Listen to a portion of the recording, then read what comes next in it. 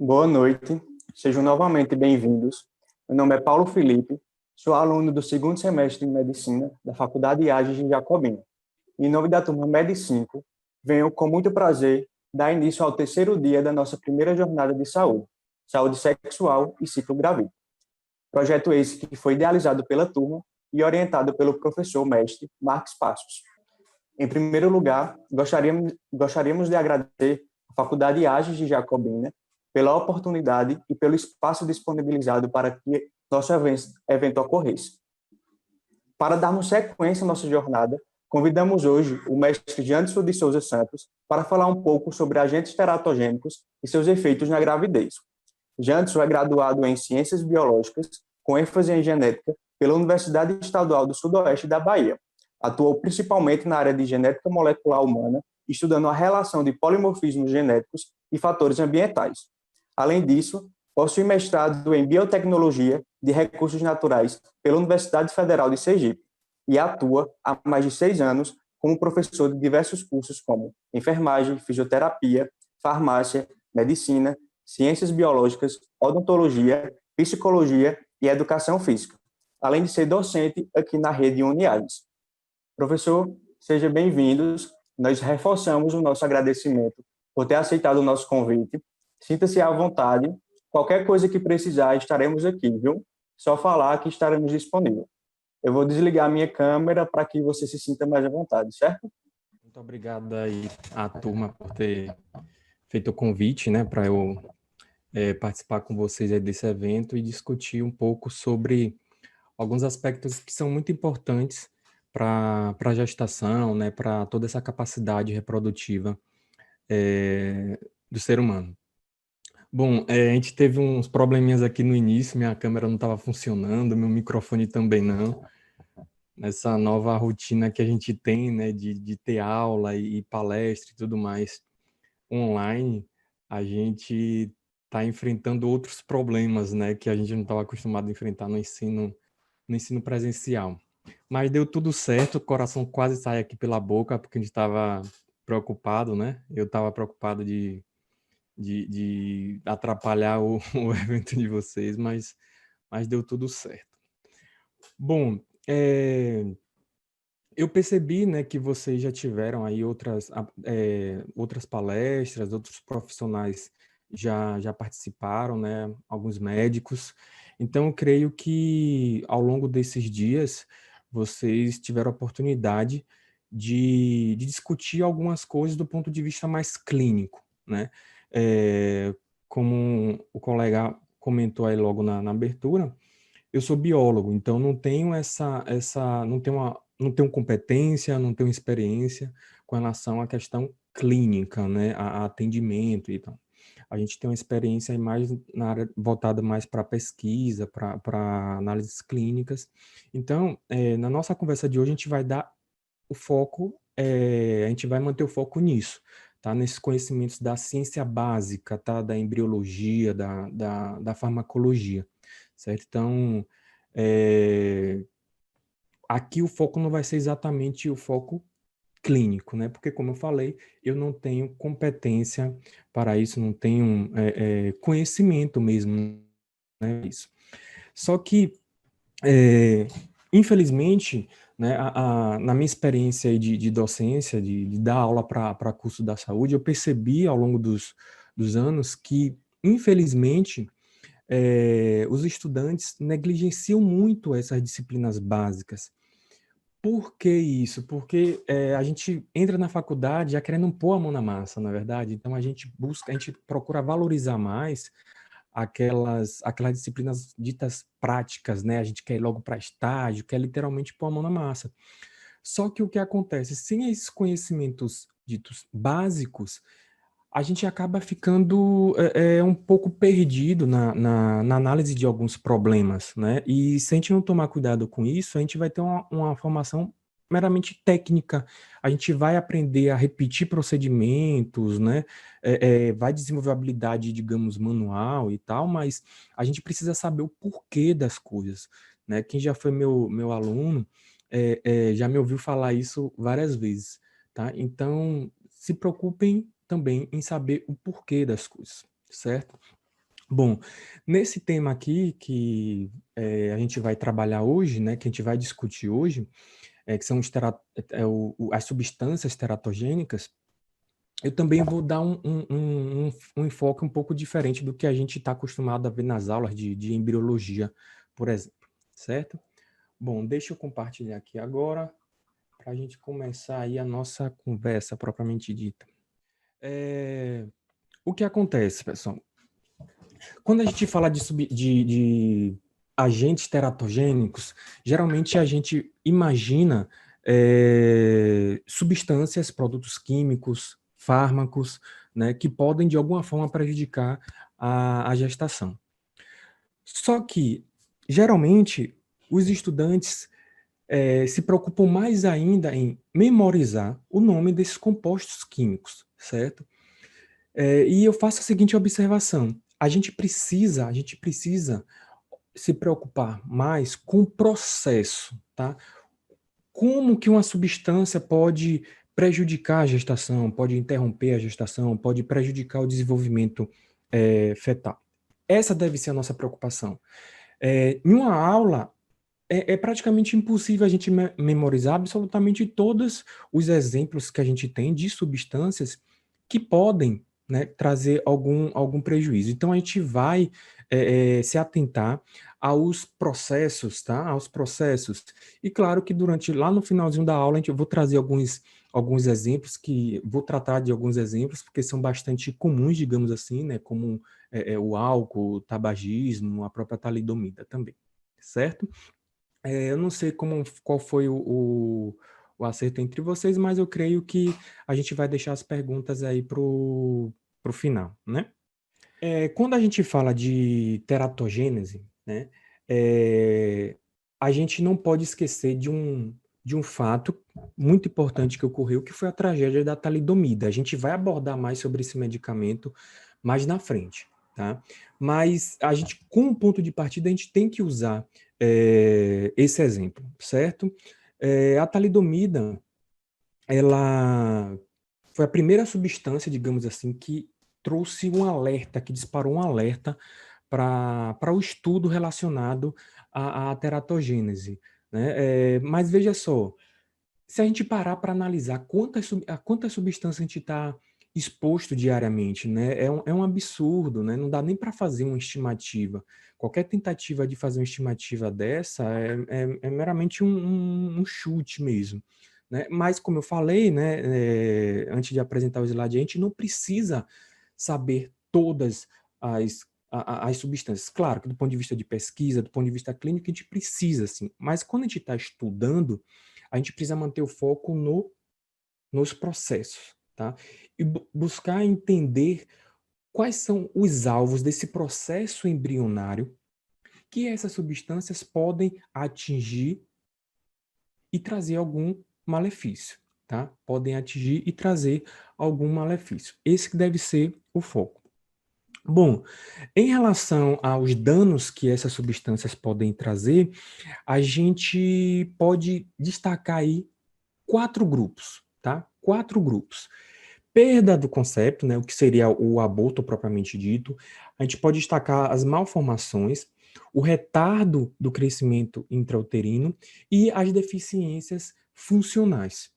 Chamando a atenção que, quando a gente fala de teratogênicos, e aí já é algo que a gente precisa expandir agora, né? A visão que a gente precisa expandir agora, a gente não pode se referir apenas às substâncias químicas, apenas aos fármacos, porque existem vários outros fatores que também têm um potencial teratogênico, tá? Obviamente, até por conta da quantidade de estudos, né, já realizados, a gente tem mais informações sobre as substâncias, realmente, tá? Mas existem vários outros fatores que têm esse potencial teratogênico também, como infecções, principalmente infecções virais, né, alguns agentes físicos, como radiação, né, tudo isso também pode causar algum problema aí durante o desenvolvimento embrionário, e por conta disso, a gente classifica também como agente teratogênico. Vamos dar uma olhadinha em cada fator desse mais à frente, tá? Em relação à perda do concepto, veja, claro que isso tem todo um prejuízo emocional também, né? Não é só questão biológica, obviamente. Em relação às malformações, e a gente precisa tomar cuidado com isso, porque geralmente as pessoas entendem que as malformações que não tem como sobreviver, digamos assim, né? Mas existem inúmeros exemplos aí de malformações que não são incompatíveis com a vida, né? E aí tem uma variação absurda. Claro que as malformações relacionadas principalmente ao sistema nervoso, ao sistema cardiorrespiratório, elas tendem a ser mais danosas, tendem a ser mais letais, né? Então, fica difícil realmente que essa criança sobreviva com malformações nesses sistemas orgânicos, nesses sistemas fisiológicos. Mas ainda assim, existem casos sim de sobrevivência, né? Existem malformações, por exemplo, no coração, que não são incompatíveis com a vida. Diminui realmente a expectativa de vida, né? Traz ali algumas limitações, principalmente do ponto de vista de esforço físico, mas não chega a ser totalmente incompatível com a vida, certo? Existe também um dano muito importante, que é o retardo do crescimento intrauterino, porque se não há o crescimento intrauterino, consequentemente, a gente vai ter um prejuízo aí no desenvolvimento, né, no desenvolvimento dos órgãos, né, não apenas no tamanho, em termos de estatura, né, de altura ou de peso, mas no desenvolvimento mesmo de órgãos, e isso pode prejudicar a sobrevivência depois. Mas existem também os casos nos quais a gente não percebe nenhuma alteração anatômica inicialmente, tá? Inicialmente, mas a gente percebe alterações funcionais, alterações fisiológicas. Dependendo da alteração fisiológica que ocorre, a gente pode diagnosticar isso logo no início, né? Logo no início da vida, ali nos primeiros meses ou de repente nos primeiros anos.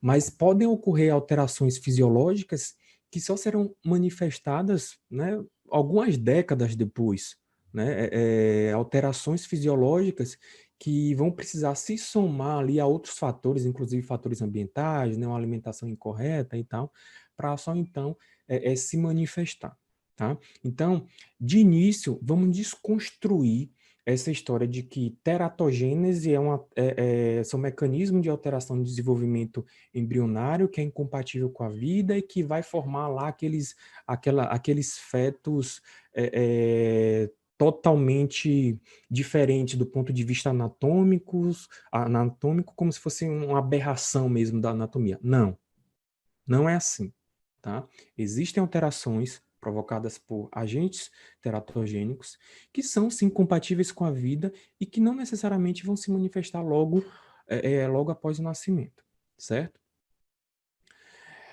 Como princípios básicos da teratologia, a gente precisa destacar aí três, tá? Que existem algumas variações aí na literatura, mas a gente vai destacar três, tá?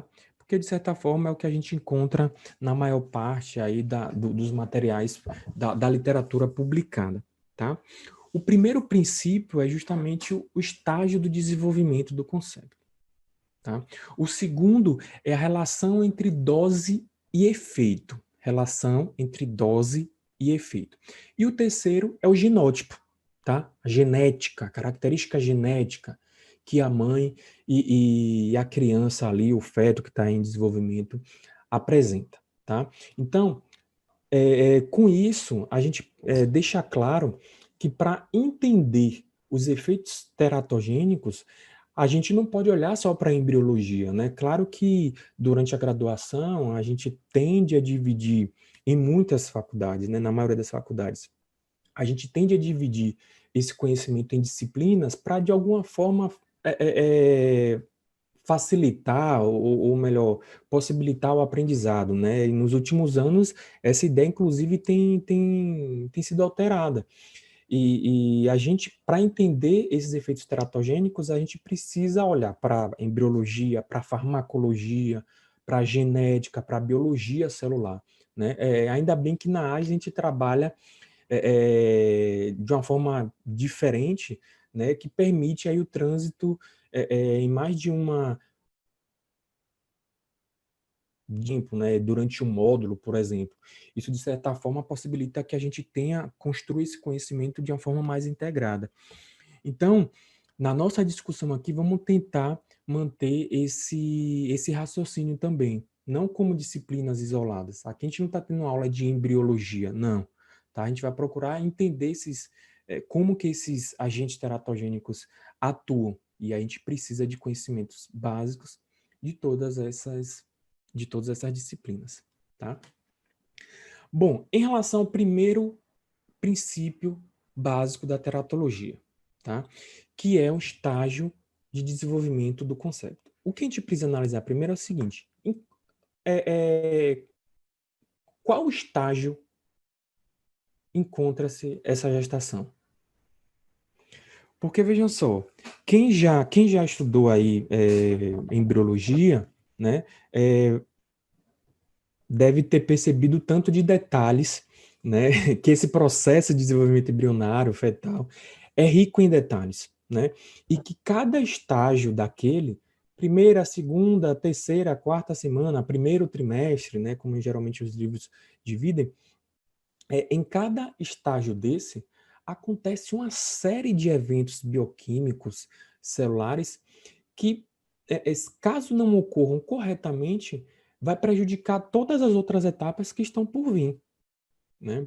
Então, dependendo do estágio no qual ocorreu essa alteração teratogênica, a gente vai perceber uma alteração pequena ou uma alteração tão drástica que é capaz de interromper a gestação nesse momento, porque modificou tanto que os processos subsequentes não têm como ocorrer mais, tá? Então, quando a gente falar de efeito teratogênico, falar de substância Y, X e tal, a gente precisa olhar para o paciente e se perguntar em qual momento essa alteração ocorreu, em qual momento o paciente fez uso desse medicamento ou foi exposto a esse agente físico, tá? Porque isso vai dar um direcionamento. Dependendo do estágio no qual ocorreu essa modificação, a gente vai perceber uma tentativa de resposta do, do sistema orgânico, né, desse organismo mesmo que está em desenvolvimento ali. E pode ter sucesso, inclusive, tá? Nas primeiras semanas, por exemplo, quando a gente tem ali, principalmente na primeira semana, né, que a gente tem ali aquele conjunto de células totipotentes, de células-tronco que conseguem que ainda não se diferenciaram e podem se diferenciar em qualquer tipo de célula, a gente percebe ali uma capacidade maior de resistência do ponto de vista celular. Porque se a gestante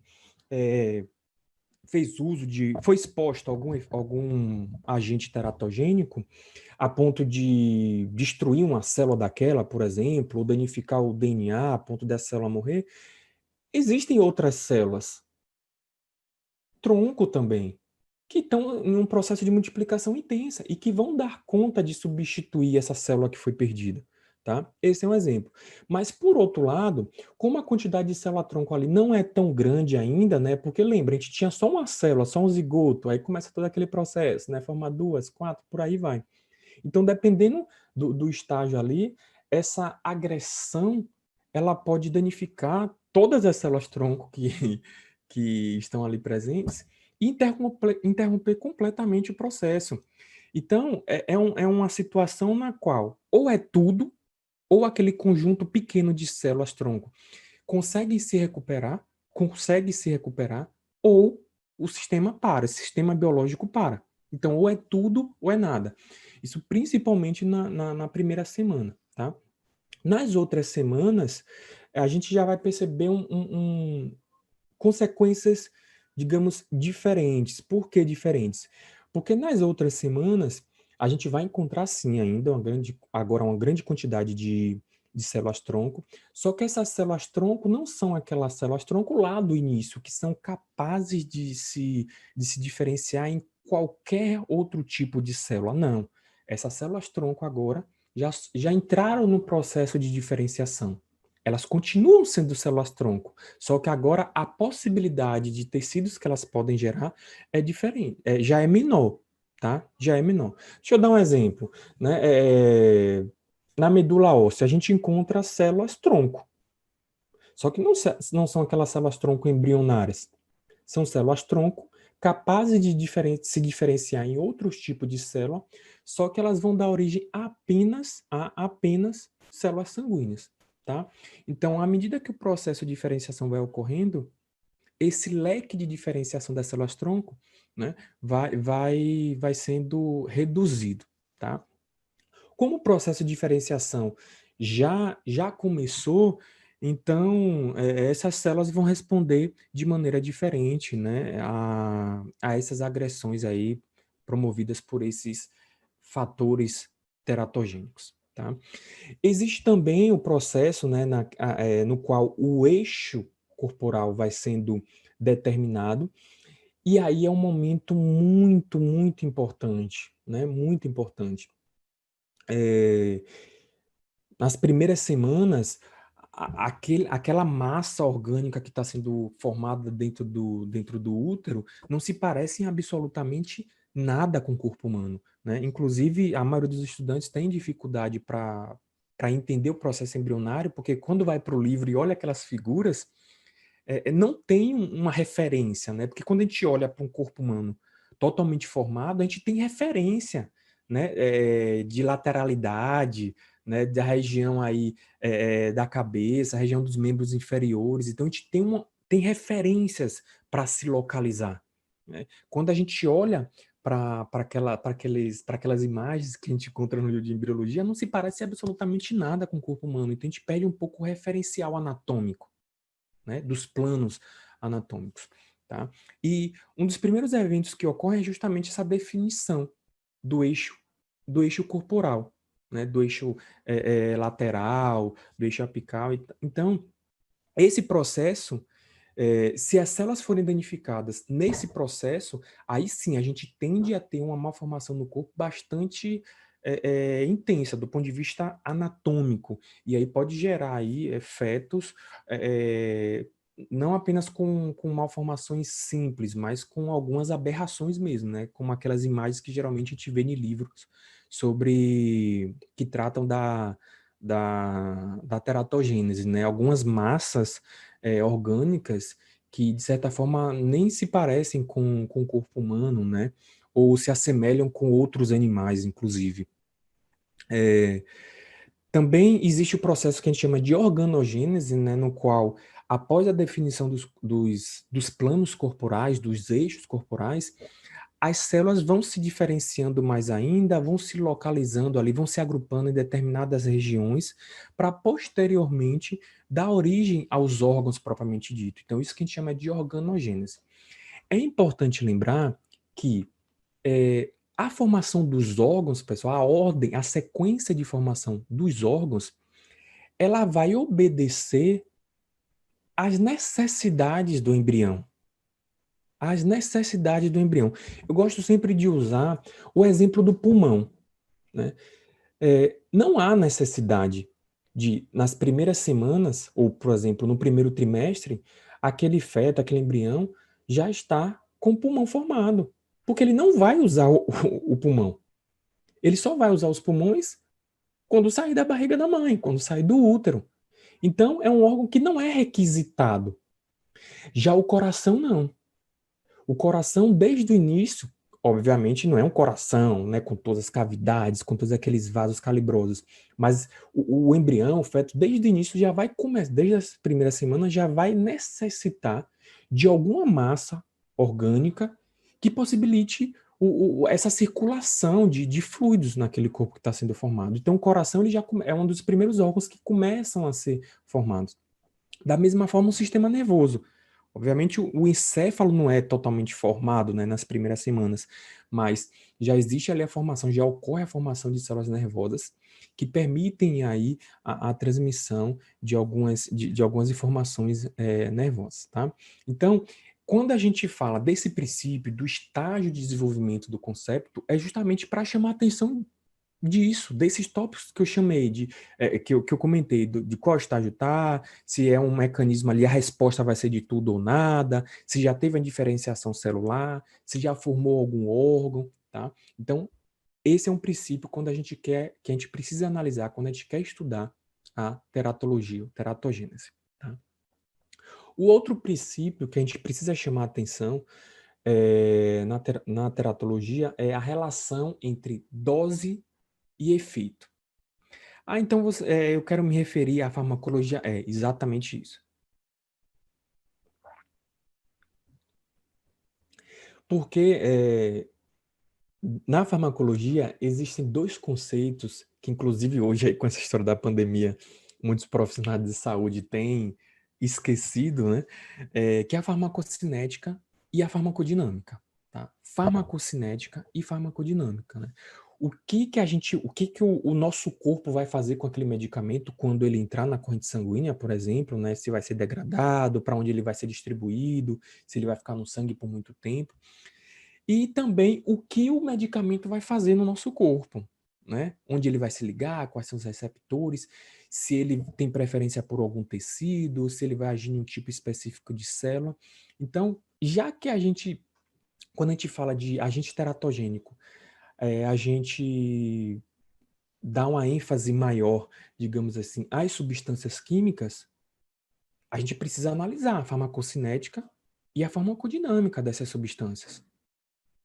Porque vai existir variação entre as substâncias e uma mesma substância, de repente, pode apresentar um efeito diferente entre pessoas diferentes, né? Já que a farmacodinâmica e a farmacocinética, principalmente, pode alterar aí de um indivíduo para o outro, tá? E aí, por conta disso também, né, a gente chama a atenção da diferença que existe entre cura e veneno, né? Do ponto de vista farmacológico, o que diferencia a cura de um veneno é a dose. É a dose. É sempre assim? Não. Não é sempre assim. Porque o que acontece? Tem substâncias, tem agentes que em mínimas quantidades já são maléficas para a gestação. Já podem trazer prejuízos para um desenvolvimento embrionário, né, para o desenvolvimento fetal. Enquanto que tem outras substâncias que, se tiverem a dose regulada, a gestante vai poder fazer uso. Um exemplo disso é um fármaco que é bastante utilizado para o tratamento da artrite, né, que é o metotrexato, que na dose, na dose terapêutica, ele pode ser administrado, ele pode ser usado por gestantes, não tem problema. Mas em doses acima daquelas que são ideais para o tratamento da artrite, aí já esse fármaco já assume um papel teratogênico, tá?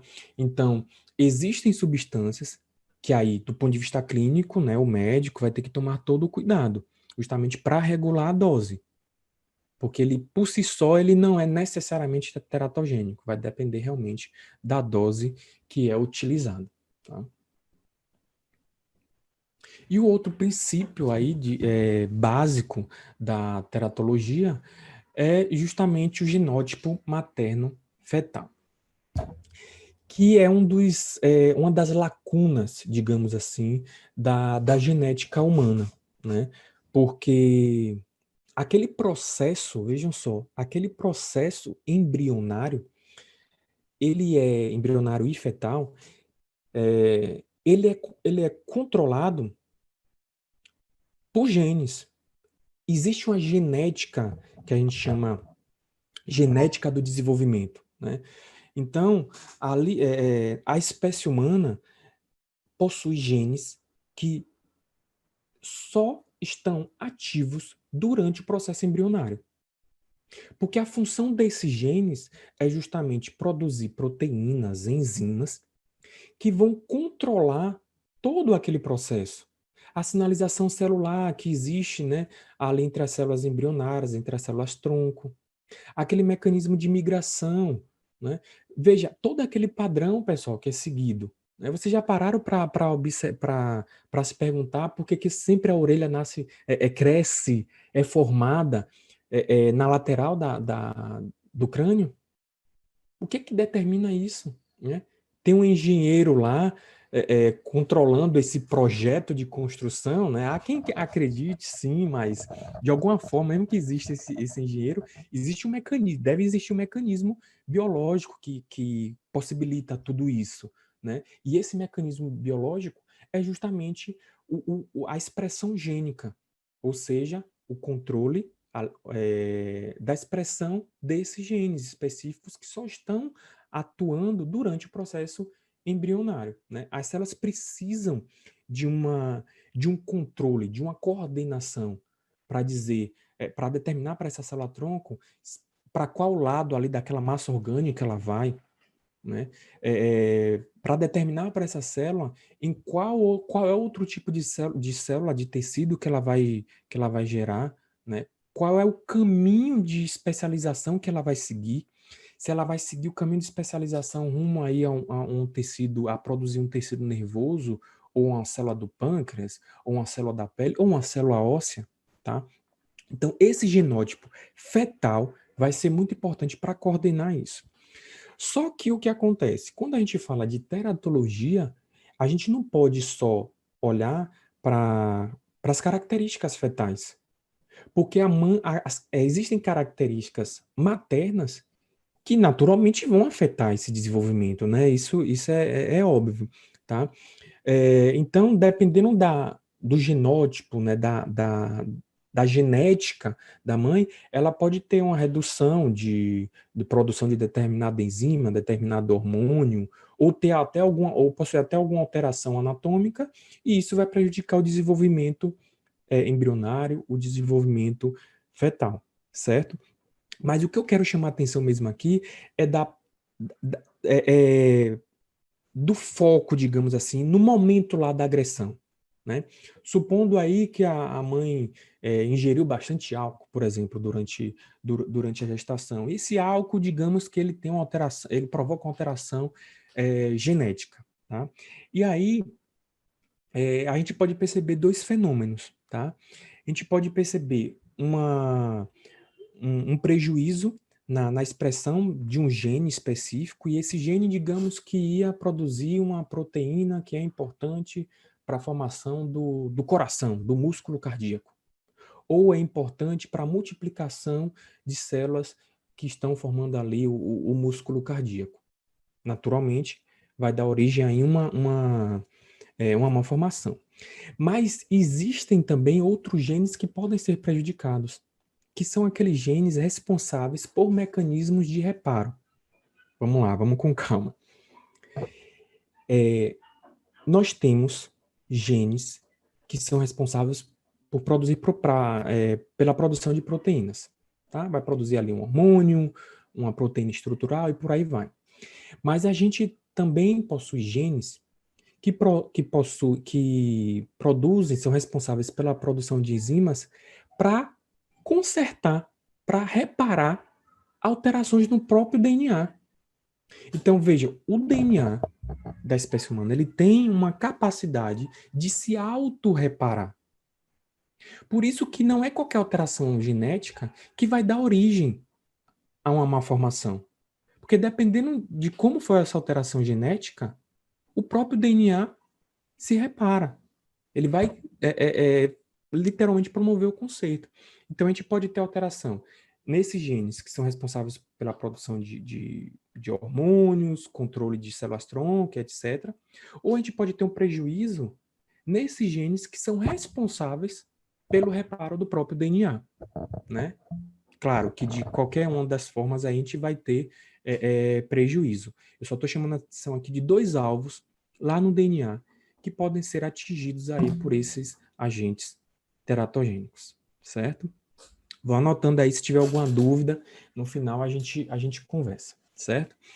Bom, E onde é que a gente pode procurar obter informações sobre essas substâncias, sobre esses mecanismos de ação? Claro que tem aí artigos, livros e tudo mais, mas eu quero chamar a atenção aqui, pessoal, de um portal muito interessante. Na verdade, é um site, né, do Sistema de Informações sobre Agentes Teratogênicos, que trouxe um avanço muito grande em termos de produção de conhecimento, de compartilhamento de conhecimento sobre esse tema no Brasil, tá? E é um sistema que foi organizado e é mantido pela UFBA, né? Pela Federal aí da Bahia, tá? E aí lá você encontra os medicamentos, os agentes teratogênicos, os cuidados que devem ser tomados.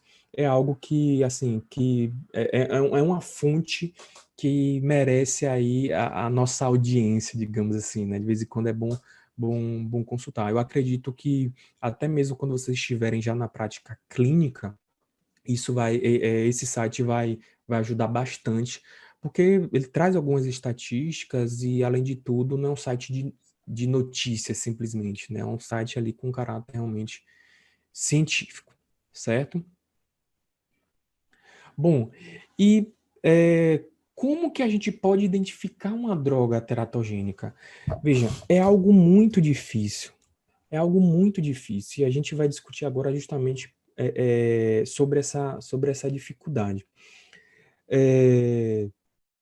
Basicamente, a identificação dessas substâncias ou desses agentes teratogênicos é feita por observação, né? Por observação clínica.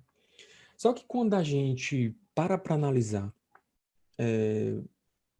os tipos de estudo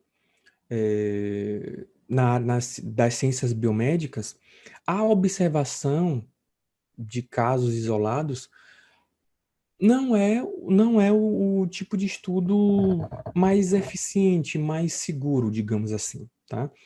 O melhor tipo de estudo, né, das ciências biomédicas, do mais seguro, digamos assim, é o estudo clínico controlado, né, com controle, estudo cego, com grupos que foram determinados aleatoriamente por sorteio, né? Inclusive essa é uma das coisas que a gente precisa chamar atenção diante desse contexto aí de pandemia e possibilidade de novos medicamentos, tá? Só observar uma ou outra pessoa que tomou aquele medicamento e teve um efeito benéfico, ou apresentou um efeito teratogênico, isso do ponto de vista científico não é o ideal, não é o aconselhado. Só que aí, quando a gente fala de teratologia, aí a gente precisa também ponderar algumas coisas. Porque vejam só, quando a gente se refere ao tratamento de uma doença, a Covid-19, por exemplo, né? Tem um medicamento aí que os médicos estão desconfiando, né? Tem alguns indícios, né? Algumas informações iniciais de que esse medicamento pode funcionar, tá? Diante da pressa, né? De toda essa urgência que a gente está vivendo, passou-se então a administrar alguns medicamentos, como cloroquina, ivermectina e tal. Isso com o objetivo de curar a pessoa. Quando a gente fala de teratologia, o olhar ele tem que ser ainda mais rigoroso. Por que ainda mais rigoroso? Porque, veja só, se eu tenho uma desconfiança de que aquela substância pode causar morte, se eu tenho uma simples desconfiança de que aquela substância, aquele agente, pode interromper uma gestação, por que eu insistir no uso dessa substância? A gente para, não precisa esperar novos... Não, vamos continuar usando só quando surgir um estudo mais robusto que a gente vai parar. Não, não é assim. Não é assim. Teve desconfiança, tem que parar. Tem que parar. O problema é que fazer estudo desse tipo é muito difícil. É muito difícil, né? Porque a gente vai pegar uma gestante como cobaia. Do ponto de vista ético, né? Isso é um problemão. Né? A gente não vai conseguir, por exemplo, aprovar um projeto em comitê de ética nenhum que tenha um projeto que tenha como objetivo testar uma droga em gestante, porque a gente desconfia de que é teratogênico e a gente quer ter certeza. Né? Isso não vai acontecer, tá? Outro problema também de identificar uma droga, uma substância com efeito teratogênico, é que a automedicação é algo bastante comum no mundo inteiro, e a maior parte das gestações não são gestações planejadas. Ou seja, na maioria das vezes, as mulheres usam muitas substâncias naquela fase inicial ali da gestação, porque não havia planejado a gestação e nem sabem que estão gestantes ainda, né? Então, fica difícil identificar. Porque se teve um problema lá no final da gestação, né, apareceu alguma malformação ali, fica complicado para a gente relacionar com alguma substância, porque a mãe usou tantas substâncias no início da gestação, né, quando não sabia que estava gestante, e isso prejudica essa identificação. O outro ponto que eu quero chamar a atenção é em relação aos estudos com animais, porque os animais, claro, a gente utiliza, né? É o que a gente tem. Mas existem inúmeras diferenças do ponto de vista do sistema reprodutor, do mecanismo de reprodução entre esses animais e a espécie humana, né? Existem inúmeras diferenças. Na maioria das vezes a gente utiliza ratos e camundongos para fazer testes. Em estágios mais avançados, a gente acaba testando também em primatas, né? Porque são organismos, são animais mais parecidos com o homem, mas mesmo assim existem inúmeras diferenças. Existem medicamentos, por exemplo, que são tóxicos para os animais, são teratogênicos para rato, camundongo, e não são teratogênicos para o ser humano, e vice-versa. Tá? Então, isso acaba prejudicando bastante o nosso entendimento. O relato de caso, né, a observação clínica, como eu falei, na maioria das vezes não é o suficiente, porque também, não, de certa forma, não é tão comum assim a gente encontrar malformações, tá? Não é tão comum, então o médico, ele não vai ter, geralmente ele não vai ter contato com a grande população que permita ele observar aquilo com mais detalhes, tá? Uma vez ou outra que vai surgir um caso de malformação, um caso que apresente, uma pessoa que apresente ali um, um, é, um, um prejuízo causado por conta de um efeito teratogênico. Então, do ponto de vista observacional, o médico fica muito, os pesquisadores de maneira geral ficam muito limitados. Mas aí surge então, e é o que a gente tem de certa forma de melhor hoje, que são os estudos epidemiológicos, né, que se tornaram aí, digamos assim, excelentes alternativas para a gente tentar estabelecer uma relação de causa e efeito. Pessoal, muito cuidado com isso, muito cuidado com isso. A gente sempre precisa procurar saber se determinada droga, determinada substância, determinado efeito ambiental, ele realmente possui uma relação de causa e efeito com determinada doença ou com determinado processo patológico. Não necessariamente, não é porque dois fatores estão apresentando uma correlação que eles apresentam também uma relação de causa e efeito. Deixa eu pensar aqui um exemplo bem bobo assim para ilustrar isso, né? Nessa situação de pandemia, né? As pessoas estão ficando mais em casa, mais tempo em casa, e naturalmente a gente come mais, né? Então, a quantidade de comida que a gente ingere está aumentou bastante. Mas se a gente comparar essa quantidade de comida com o índice, digamos, de uma boa alimentação, de uma boa nutrição, a gente vai ver que essas duas características podem estar aumentando, digamos assim, mas tem uma relação de causa e efeito? Não tem, não quer dizer que porque a gente está comendo mais, a gente está comendo melhor, tá? Então, cuidado com isso. Não é porque duas características estão aumentando em termos quantitativos ou diminuindo em relação a termos quantitativos também, que uma está provocando a outra, uma está causando um efeito na outra. Não é assim. Tome sempre cuidado com isso. Relação de causa e efeito. Relação de causa e efeito. Outro exemplo, e aí não hipotético, né, mas é o que está acontecendo realmente. Muitas pessoas estão tomando aí alguns medicamentos, como ivermectina, e muitas pessoas estão sendo curadas.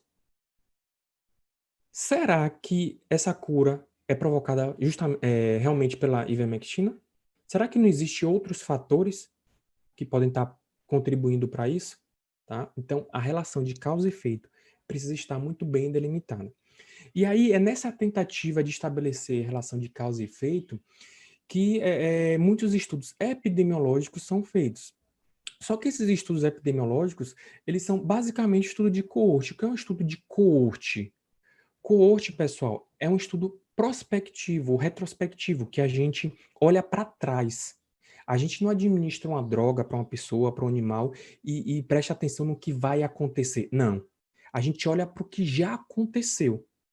Então, geralmente, o que é feito? Gestantes são entrevistadas. Claro, prontuário também é analisado e tal. Então, vai olhar o que foi que aconteceu com essas gestantes. Né? Então, aquelas gestantes que tiveram filhos com alguma malformação. E aí vai entrevistar essa gestante e tentar identificar ali algum medicamento que ela utilizou, algum agente qual ela foi exposta, a radiação, seja lá o que foi. Tá? E aí faz essa comparação. Tá? Sei lá, de uma população de 100 pessoas, de 100 gestantes que tiveram aí filhos com malformações, 99 foram expostas ao medicamento X. Opa, então peraí, esse medicamento X ele pode ter alguma relação aí com essa ocorrência dessa malformação, tá? Mas veja, a gente está olhando para o que já aconteceu. Qual é o problema disso? Primeiro que a gente tem que contar com a veracidade da memória da mãe. Né? A mulher passa por uma série de modificações anatômicas, fisiológicas, emocionais, e são alguns meses, né, pessoal? Então, será que a mãe vai lembrar, né, de todos os fatores assim que podem ter prejudicado a gestação dela? Fica difícil, né? O outro, digamos assim, o outro desafio como é que eu posso dizer? Encontrar pessoas para formar esses grupos. Tanto o grupo controle, né, aquela mãe que não teve um filho com uma formação, e aquela mãe que teve um filho com formação, com malformação. Então é difícil a gente encontrar essa população, tá? Encontrar números elevados para fazer essa comparação. Aí acaba interferindo no tamanho da amostra, tá? É claro que alguns testes de toxicidade também são feitos em animais, e tem que ser feitos em animais, né? Porque, como eu falei, nenhum comitê de ética vai aprovar esse tipo de estudo em humanos. E eu trouxe esse esquema aqui, a gente não vai detalhar muito eles, mas é só para vocês entenderem a complexidade que esses estudos envolvem, né? Tem que avaliar aí, vai administrar esse medicamento em animais, aí vai avaliar se ele provocou alguma alteração na gametogênese, se provocou alguma alteração no processo de desenvolvimento embrionário mesmo, fetal, né, durante a gestação propriamente dita, se aparece alguma alteração lá na fase já de aleitamento, tá? Então tem todo um protocolo a ser seguido de toxicidade, isso feito em animais. Depois de ter feito todo esse estudo bastante complexo, ainda assim, em humanos, a gente pode encontrar um resultado totalmente diferente. Ah, então não tem por que fazer. Não, tem que fazer sim. Isso aqui já é um filtro. Se determinada substância se apresentou como bastante tóxica para um animal, não vale a pena mais testar em humano. Não vale a pena. Ah, professor, mas vai que humano não seja tóxico. Mas a gente vai correr o risco? Não vai. Então, esses estudos com animais acabam funcionando como um filtro. Não foi tóxico para o animal, aí a gente pode analisar outras características e verificar se esse medicamento vai ser liberado pela Anvisa ou não, e se realmente vai ser usado em gestantes, tá? E aí também existe uma série de classificações, eu trouxe essa tabela aqui só como exemplo, de classificação dessas substâncias, né? E aí em categorias como A, B, C, D. E o que vai se alterar, o que vai se alterar de uma substância para outra basicamente a o grau de confiança que a gente tem nas evidências, nas informações sobre essa substância. Então, por exemplo, na categoria A, a categoria A engloba substâncias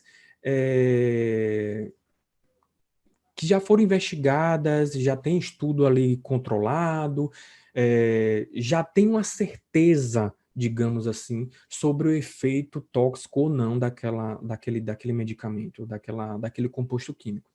E aí a gente percebe uma certa gradação, né, em termos de confiança na informação que a gente tem sobre aquela substância. Se a gente só fez teste em animais, se a única informação que a gente tem é um relato de, sei lá, de um caso que usou aquela substância, tá? Mas a diferença é justamente essa. Quanto que a gente sabe sobre aquela substância para dizer se ela é teratogênica ou não.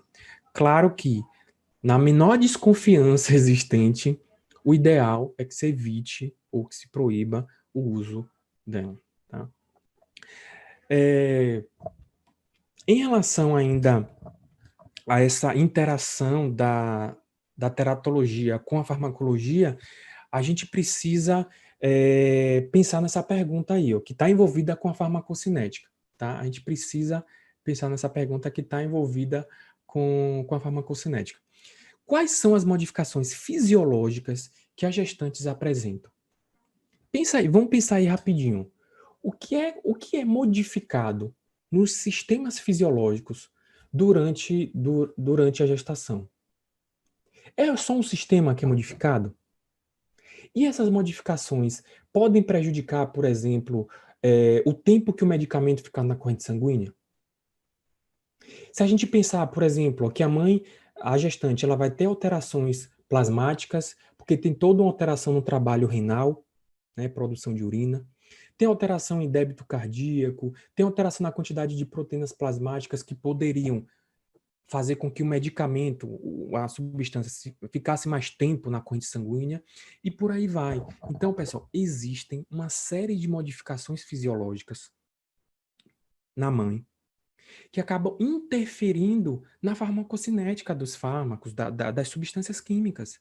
O medicamento ele pode ficar mais tempo na corrente sanguínea, por exemplo, e se ele ficar mais tempo na corrente sanguínea, o efeito dele vai ser prolongado.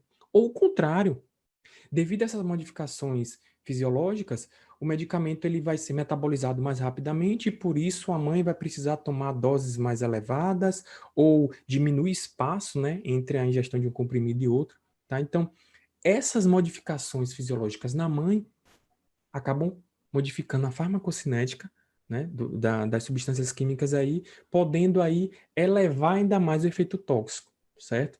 Outra coisa que a gente precisa parar para pensar é em relação à farmacodinâmica, né? O que é que esse medicamento vai fazer nesse corpo agora que foi modificado? Isso pensando na mãe, né? E se a gente pensar, e a gente precisa pensar também no feto, no embrião que tá em desenvolvimento, porque dependendo do fármaco ao qual a gente está se referindo, ele pode atravessar a barreira placentária. E aquele embrião ou o feto, ele possui uma expressão de receptores, uma maquinaria enzimática diferente. Ele não necessariamente vai conseguir metabolizar aquele fármaco ou apresentar ou diminuir o efeito daquele fármaco, controlar o tempo, né, de efeito daquele fármaco, da mesma forma que a mãe. O embrião, o feto, não tem toda aquela complexidade enzimática que uma pessoa, né, já totalmente formada possui lá no fígado, que é onde são metabolizadas, né, praticamente todas as substâncias que entram na nossa corrente sanguínea. Isso modifica a farmacodinâmica, tá? Então, a partir de agora a gente vai citar aqui exemplos de agentes teratogênicos, mas eu quis fazer essa abordagem inicial que, para mim, é até mais importante, pessoal. A gente precisa entender, primeiro, que quando a gente fala de teratologia, a gente não está se referindo só à substância química, que essas substâncias químicas, que essas substâncias químicas e os outros agentes teratogênicos vão apresentar efeitos diferentes, dependendo do estágio onde houve essa exposição, que não é sempre que o contato, a exposição com agente teratogênico vai causar uma malformação, porque existem mecanismos de reparo, principalmente reparo genético, isso desde a primeira célula-tronco, certo? E também existe a influência das modificações fisiológicas que ocorrem no corpo da mulher quando ela está gestante, que podem modificar aí a ação de determinado fármaco, tá? Esses tópicos, pessoal, esses tópicos são mais importantes do que você ficar aí memorizando nome de fármaco que é teratogênico, que não é teratogênico, que é dose. Entender os processos é muito mais importante. É muito mais importante, tá? Com o tempo, com a prática clínica, ou de repente até com uma certa frequência de leitura, você vai memorizando esses fármacos, o nome desses fármacos, ou como que a radiação pode interferir no processo embrionário, tá? Mas não se preocupe em memorizar. Pensa nesses tópicos, pessoal, nesse contexto fisiológico, né, anatômico, que é a gestação. Tá? Pensa nisso. Isso é o mais importante. Tá? Mas agora naturalmente, a gente tem que chamar a atenção aí de algumas substâncias, de alguns agentes, porque são bastante comuns de certa forma, a gente já tem muito conhecimento sobre a maior parte dele. O primeiro é justamente a talidomida, né, que foi sintetizada inicialmente em 1954, né, já tem aí um tempinho. E primeiro sintetizaram assim, a talidomida com o objetivo de ser um fármaco antihistamínico, né? Só que percebeu-se que eles tinham propriedades sedativas e propriedades sedativas muito mais intensas do que uma propriedade antihistamínica. E além disso, né, foi detectado que ele apresentava aí que a talidomida apresentava uma baixíssima letalidade. E aí, em 1956, foi lançado para o mercado, a talidomida foi lançada para o mercado não como um antihistamínico, mas como um sedativo. O que acontece é que poucos anos depois, né, já em 1960, mais ou menos, cerca de 4 anos depois, percebeu-se aí uma grande quantidade de casos mesmo de malformações na Alemanha Ocidental e na Inglaterra.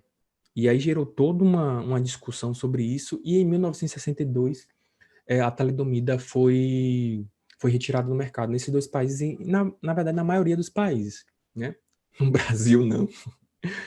No Brasil a talidomida continuou sendo comercializada até julho, agosto de 63, né? Mas um ano só pessoal, mas veja só, um ano, né? Quantas milhares de gestantes de repente não fizeram uso aí da talidomida, né? Bom, a talidomida, ela pode apresentar aí uma série de efeitos, né, que variam aí de acordo com a frequência, como, por exemplo, efeitos dos membros superiores, né, isso é perceptível em torno de 53% dos casos, como também está relacionado ao autismo, só que em apenas 4% dos casos. A tabela aqui só para ilustrar, a gente não precisa memorizar essas porcentagens, é óbvio. Mas a gente precisa entender como que ela provoca, né, essas alterações. Existe muita coisa ainda que a gente precisa descrever com mais detalhes, mas já se sabe que a talidomida, ela diminui a expressão de vários receptores que são importantes para as células se comunicarem. Adesão celular. Veja, no processo embrionário, as células precisam aderir umas nas outras. Elas vão se multiplicando, vão se aderindo e formando os tecidos e, posteriormente, os órgãos. Quando há diminuição dessa expressão, né, desses receptores, naturalmente a formação vai ser prejudicada. Ela também induz a apoptose, ou seja, a gente está falando de um momento, de um processo biológico no qual as células precisam se multiplicar e muito. A talidomida ela provoca o contrário, ela provoca a morte celular, né, que é a apoptose. E também inibe aí a síntese proteica. Ora, um processo que a gente está produzindo mais células, precisa de componentes celulares que são proteínas, precisa de hormônios, precisa de enzimas, tudo isso é proteína.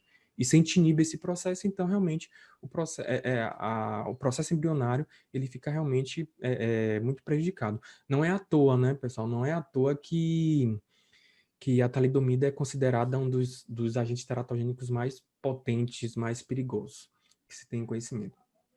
Tá? E aqui também, que é uma informação importante, né, que já existe aí diretrizes de notificação de receita de talidomida justamente para controlar, tá?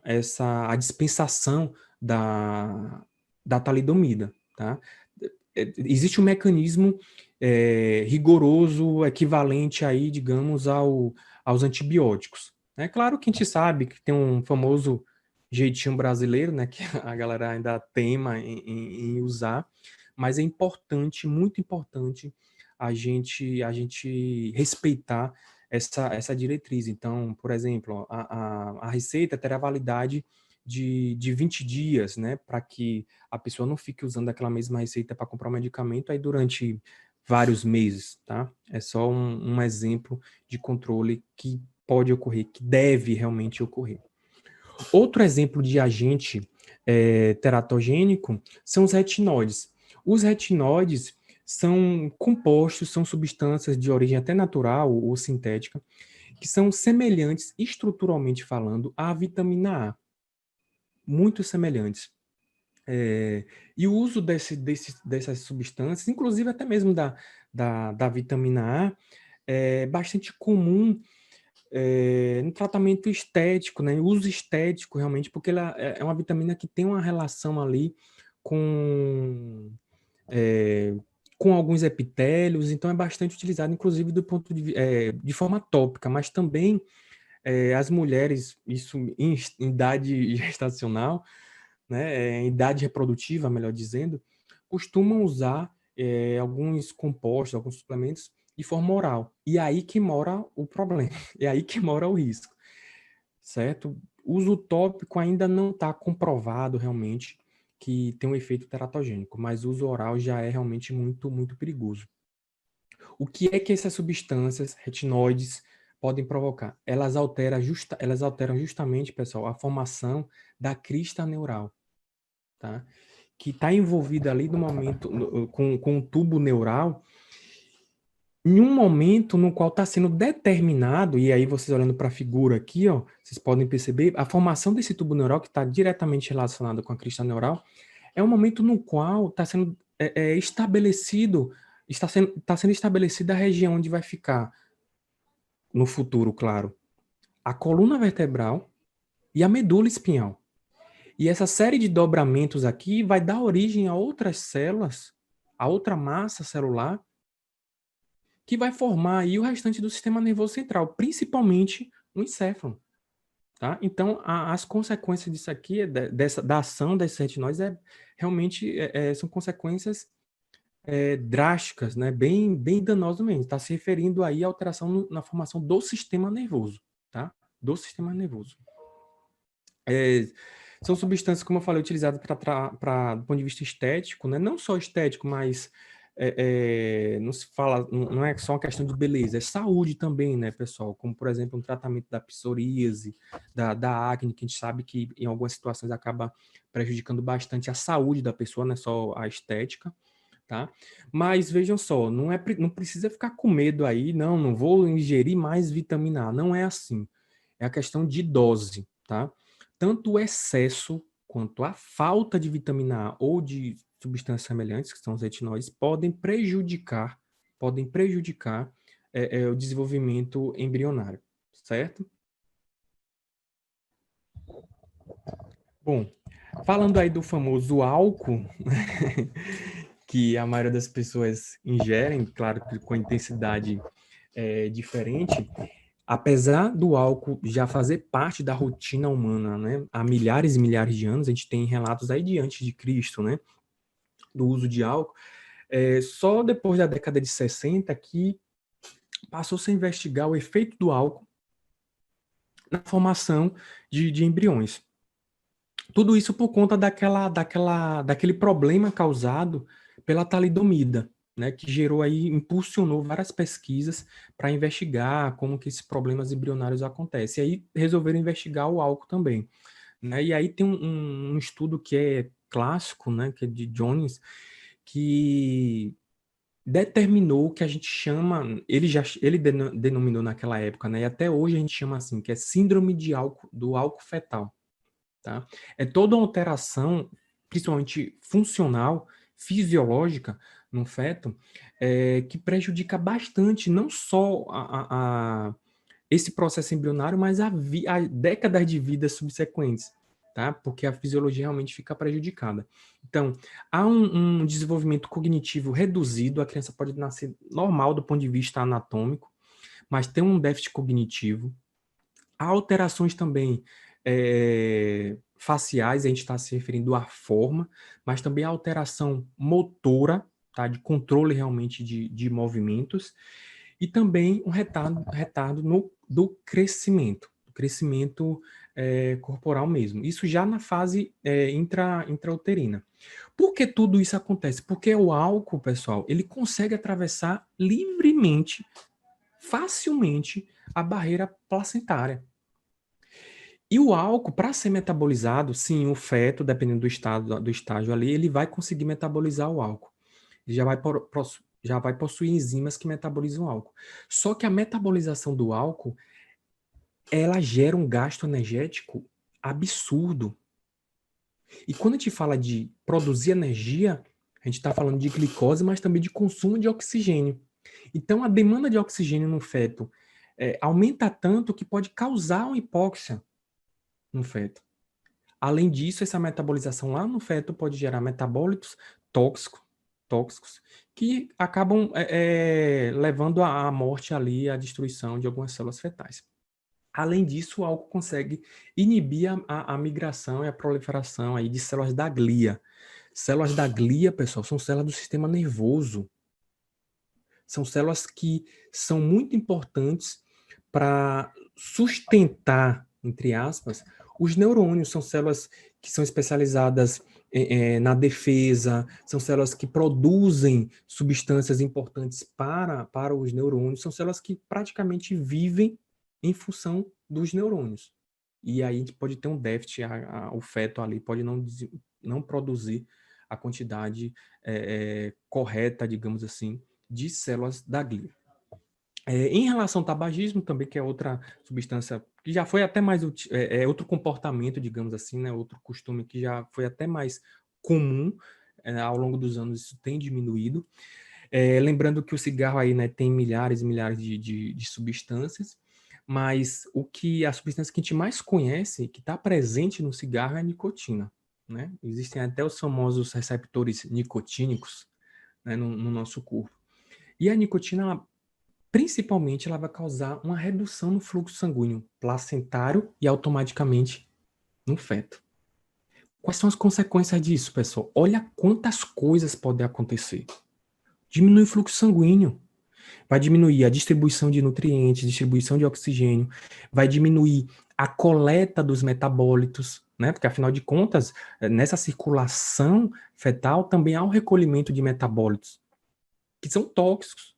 Esses metabólitos precisam voltar para a corrente sanguínea da mãe e a mãe eliminar através da urina, né? Então, existem aí inúmeras consequências, claro, negativas, mas a gente vai chamar a atenção das malformações cardíacas, esqueléticas e renais.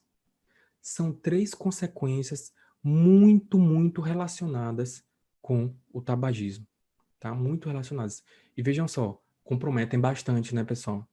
Não só a formação, mas também a vida mesmo desse novo ser. A gente está falando de órgãos aí, de sistemas extremamente vitais, certo?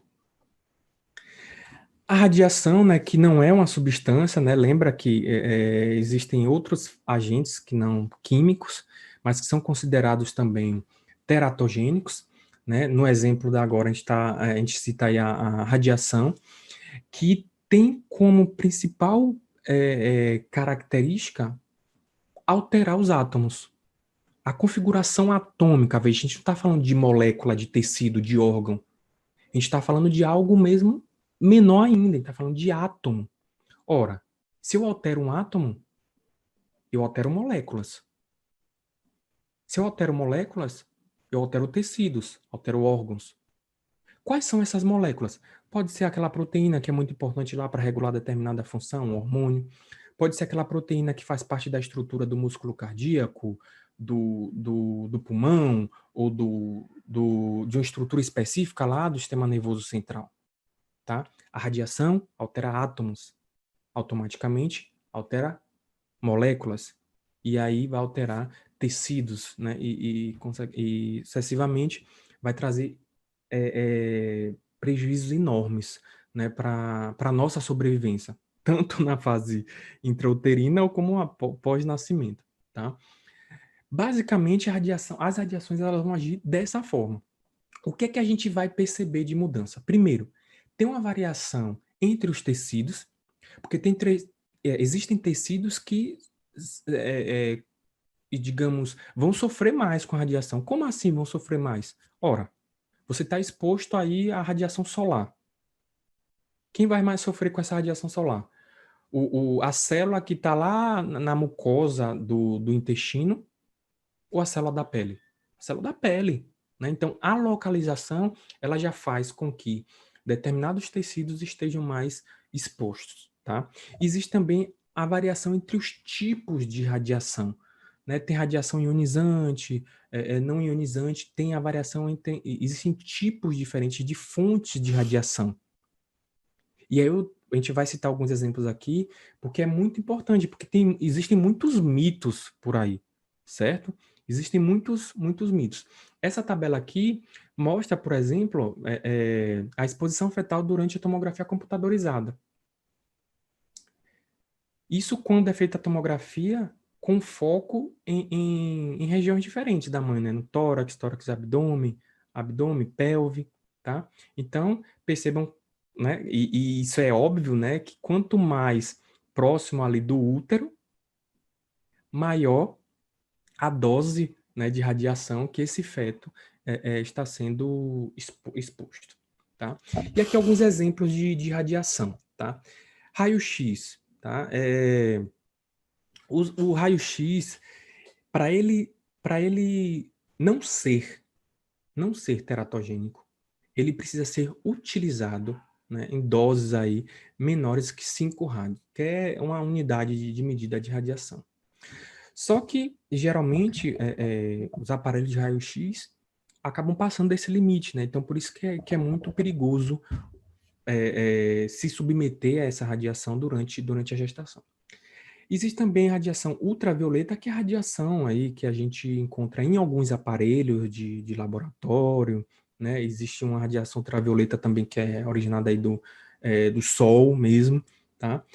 Só que essa radiação, pelo menos até hoje, não foi feita nenhuma relação, a gente não tem nenhuma comprovação, e talvez isso seja justificado justamente porque é uma radiação que não consegue atravessar tantos tecidos a ponto de atingir o útero, atingir o embrião, o feto que está em desenvolvimento. Tá?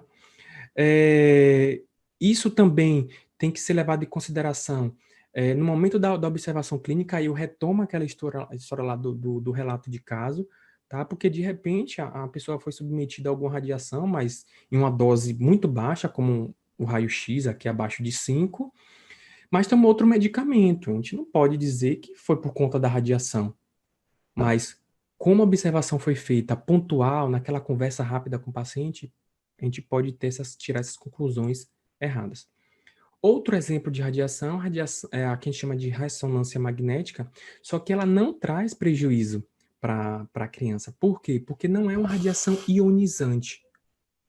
O que é uma radiação ionizante? Que transforma átomos em íons. Essa sim modifica estruturas e automaticamente tecidos, órgãos e traz todo esse prejuízo teratogênico, certo? Mas se não é ionizante, então, de certa forma, é segura. Só se esse aparelho no qual a pessoa vai ser, né, exposta ali apresenta outra influência, digamos assim, de repente a temperatura ou algo parecido, que aí pode trazer outro prejuízo, mas não por conta da radiação diretamente, tá? O ultrassom também, que não é uma radiação, tá? Geralmente o pessoal confunde bastante. O ultrassom, pessoal, são ondas sonoras. Tá mais envolvido com mecânica, e aí pensando em biofísica, tá? Então, para o ultrassom conseguir alterar moléculas por conta da vibração, né, já que são ondas sonoras, ele teria que ser, digamos, administrado a pessoa em frequências bem diferentes daquelas frequências que são utilizadas, por exemplo, para realizar um exame de imagem. Tá? Então, por isso que o ultrassom ele não traz esse malefício. Agora, existem alguns protocolos de utilização de ultrassom com finalidade terapêutica, isso principalmente na área de fisioterapia, que aí já são frequências maiores. E essas frequências maiores agitam tanto as moléculas dos tecidos que formam o nosso corpo, que acabam aumentando a temperatura, tá? Aumentando a temperatura. Então, dependendo da região, esse aumento na temperatura ali pode trazer algum prejuízo para a gestação, principalmente se for utilizado, né, frequentemente. E como último exemplo, né, apresento para vocês as vacinas, né, que hoje para a gente é algo, digamos assim, que tem pressa, né, de desenvolver uma vacina aí. Mas vejam só, em relação às vacinas e os seus efeitos, supostos efeitos teratogênicos, né, existem muitos mitos. O que a gente sabe é o seguinte, que a gente precisa evitar administrar vacinas com vírus vivos em gestantes. Porque esses vírus vivos, por mais que sejam atenuados, não tem aquela virulência toda, se ele atravessar a barreira a barreira placentária, mesmo com esse potencial, né, infeccioso e tal, reduzido, no corpo lá do embrião, naquela massa do embrião, no corpo lá do feto, ele pode causar alguns danos, já que lá, nesse feto, não tem todo um mecanismo rebuscado de regulação imunológica, como no corpo da mãe. Além disso, o vírus vivo, mesmo não causando grandes problemas na mãe, pode levar pode estimular o sistema imunológico de tal forma que ocorra uma liberação em cascata aí de citocinas, e essas citocinas pró-inflamatórias podem trazer algumas lesões, podem causar algumas lesões, principalmente a nível de circulação fetal, tá? Então, é basicamente isso, evitar vacinas com vírus vivo. Mas existe aí uma porrada de vacinas que são recomendadas para gestantes. Tá? Então, por exemplo, vacina contra o tétano e o influenza. Vacinas que são recomendadas a pessoas em risco, né? Porque moram em algum local, alguma região que é endêmica daquela doença, daquele vírus. Então, a gestante vão tomar essa vacina, hepatite A, hepatite B, por exemplo, tá? E vacinas contraindicadas, como, por exemplo, varíola, né, a antipoliomielite, que aí são justamente as vacinas que exibem esses componentes vivos aí que realmente podem trazer algum prejuízo para o processo de formação, tá? Então, esse era o último exemplo, né, que a gente tinha para apresentar aqui, de agente teratogênico. A gente vai parar aqui a nossa explanação e vamos para um momento aí de bate-papo, né, para tirar dúvidas, tá? Quem está na gestão aí, digamos, é Paulo? Sou eu. Professor, Pronto, Paulo. primeiramente, agradecer novamente pela excelente aula ministrada. O pessoal está aqui no chat do YouTube, dando feedback bem positivo, foi bem produtivo. A gente selecionou algumas perguntas, que foram as mais recorrentes, e a primeira foi da Andressa. Ela gostaria de saber sobre o grau de segurança da utilização da hidroxicloroquina em gestante, se há alguma relação de teratogenicidade. A ciência ainda não sabe sobre isso. A gente não sabe sobre a hidroxicloroquina, pelo menos até agora, né? Os dados que a gente tem, que a ciência produziu, é que não tem um efeito inócuo, né, em relação ao tratamento da COVID, mas em relação a efeito colateral em adultos, em crianças, isso ainda é muito incipiente. E em gestantes, então, eu pelo menos ainda não vi nenhum estudo com base nessa população, né, de gestantes. E também desconheço, porque veja só, a hidroxicloroquina ela já é utilizada há muito tempo para tratar a malária, né, a artrite reumatoide, e eu desconheço se tem essa contraindicação nesses pacientes com malária ou artrite, né, se tem essa contraindicação aí em relação à hidroxicloroquina. Pronto, temos outra pergunta aqui. A Mariana, ela diz assim, no início da palestra você falou sobre tudo ou nada. Então quer dizer que no início da gestação, quando o embrião encontra-se no período de mórula ou blástula, caso a mulher tenha um contato com algum teratógeno, ela pode ter algum aborto espontâneo sem percepção? É por aí, porque veja só, nas outras fases, em fases mais tardias, o que é que acontece? Pode ser provocada ali uma malformação, mas ocorreu uma malformação em uma estrutura bem específica, sabe? Em uma região bem específica. E isso não comprometer o processo embrionário, o processo fetal como um todo.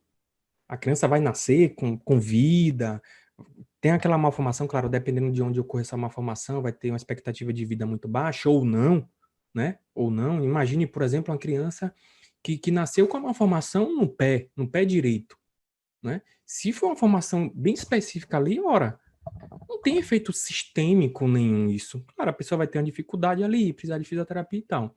Então, nessas fases mais tardias, a chance do processo continuar, mesmo com aquele defeito, é maior. Nas fases iniciais, ou geralmente, né, os processos biológicos não são exatos, né?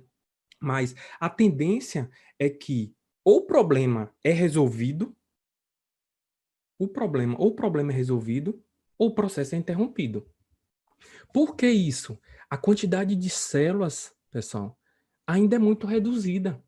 Se a gente pensar lá na mórula, na blástica e tal, é muito reduzida.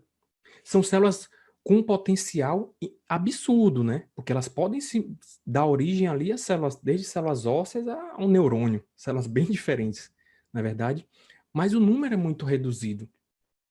Tá? Então, dependendo da intensidade desse agente, você comprometeu o número de células proporcionalmente muito grande, e aí não dá para reparar, entendeu? Por mais que as outras se multipliquem, essas células defeituosas, elas também podem se multiplicar e estar formando estruturas defeituosas, a ponto, por exemplo, de prejudicar, de modificar aquela estrutura lá do, do embrião e impedir que ocorra anidação no útero, por exemplo. Para quem lembra de embriologia, prejudicar a formação lá do sincício trofoblasto, né? E aí o processo é interrompido, entendeu? Então, por isso que lá no início, geralmente os pesquisadores falam desse tudo ou nada, ou resolve ou para. Não tem meia boca, sabe? Não dá para continuar com um defeitozinho. Temos outra pergunta aqui. O Felipe pergunta se o uso de álcool ou tabaco tem um maior risco apenas nos primeiros estágios ou pode acarretar algum dano no conceito em estágios mais avançados do desenvolvimento. Tabagismo e ingestão de álcool prejudica do início ao fim. Prejudica do início ao fim. Agora, claro, a gente tem que lembrar desse mecanismo que a gente estava falando, tudo ou nada. Certo?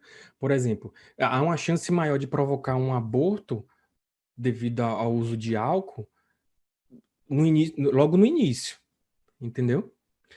De uma forma mais, em um estágio mais tardio, se esse abuso do álcool ocorrer em um estágio mais tardio da gestação, é mais fácil, digamos assim, a criança apresentar aquelas deficiências, aquelas alterações funcionais, né? Prejuízo cognitivo, né? Algumas malformações também, mas principalmente a nível funcional.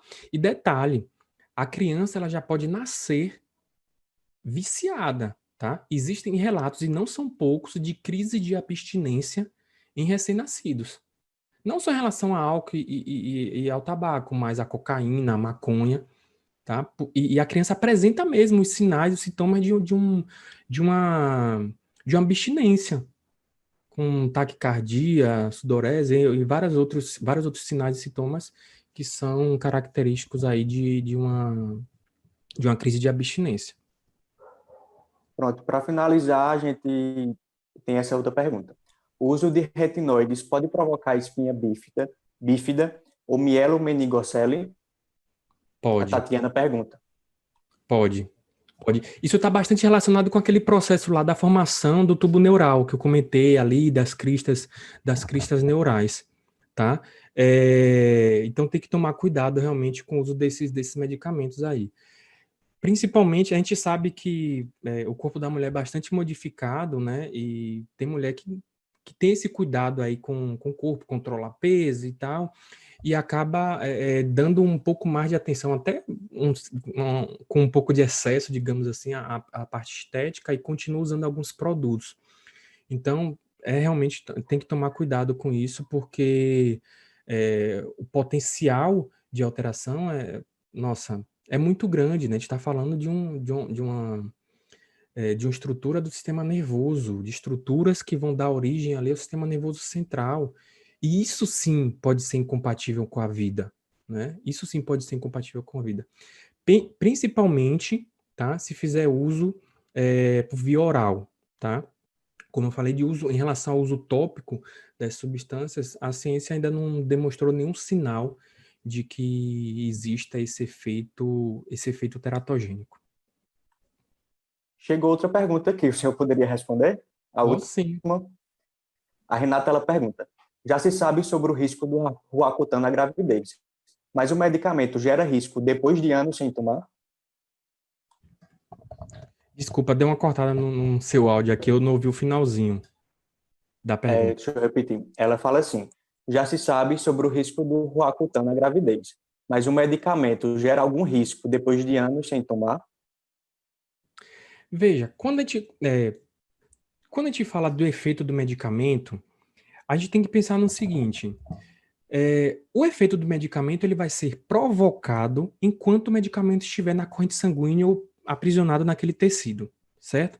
A partir do momento que a gente não tem mais esse medicamento, essa substância no nosso corpo, a gente não vai visualizar mais o efeito do medicamento, certo? Só que o que acontece é o seguinte: o medicamento, enquanto estava na corrente sanguínea, ele provocou alguma alteração fisiológica ou estrutural que só vai ser percebida um tempo depois. Mas veja, como é que eu posso dizer? É uma consequência indireta da ação daquele medicamento. Vamos pensar hipoteticamente, tá? Vamos pensar hipoteticamente. Digamos que eu fiz uso de um medicamento que alterou, sei lá, é tóxico e alterou de alguma forma alguma válvula cardíaca, certo? Só que eu parei de usar aquele medicamento, não tem mais a necessidade. E aí, com o tempo, né, sei lá, eu estou praticando outras atividades que exigem mais do meu sistema cardiorrespiratório, ou eu estou desenvolvendo agora uma hipertensão, então há uma soma de outros fatores que vai exigir mais do meu coração, e devido àquela pequena alteração lá na válvula provocada por um medicamento, por alguma substância tóxica, eu começo agora a apresentar um problema bem maior, entendeu? Mas veja, é uma consequência indireta, certo? Não esqueçam disso, é a questão de farmacodinâmica. A gente só vai ter o efeito do medicamento propriamente dito enquanto o medicamento estiver no nosso corpo. Isso em doses, naquela faixa lá que ele consegue realmente, naquela concentração plasmática, que ele consegue exibir, provocar um efeito. Tá? Então foi isso, a gente encerrou as perguntas. Gostaria de agradecer novamente, em nome da turma Med 5 AGES e também da Faculdade AGES Jacobina. Tenho certeza que a sua contribuição somou muito para o nosso conhecimento. A galera está dando feedback muito positivo aqui no chat. Né? Esperamos, enquanto membros da turma Med 5, que nossa parceria se fortaleça e que possamos contar com sua presença em futuros eventos, em futuros projetos. Muito obrigado mais uma vez. Eu que agradeço aí a turma pelo convite, ao professor também. Pelo jeito, a maioria estava no YouTube, né? Pelo que vocês comentaram. Foi bom matar um pouquinho assim da saudade da medicina aí de Jacobina, um projeto que eu tive a satisfação de participar aí da implementação, que foi um desafio muito grande. Galera, o YouTube derrubou aqui a live, mas pedimos desculpa pelo transtorno. Mas só para reforçar os agradecimentos, o professor Janderson já teve que sair, mas a gente agradece em nome da turma 5 da Faculdade AGE Jacobina pela excelente aula ministrada, né? E reforçar também o agradecimento para alguns professores que estiveram presentes durante a live, né? Lisandra, Emily, que foram nossas professoras no módulo de Concepção e Formação do Ser Humano, além do professor Robson, Carla e Anderson. Então, muito obrigado pela presença de vocês.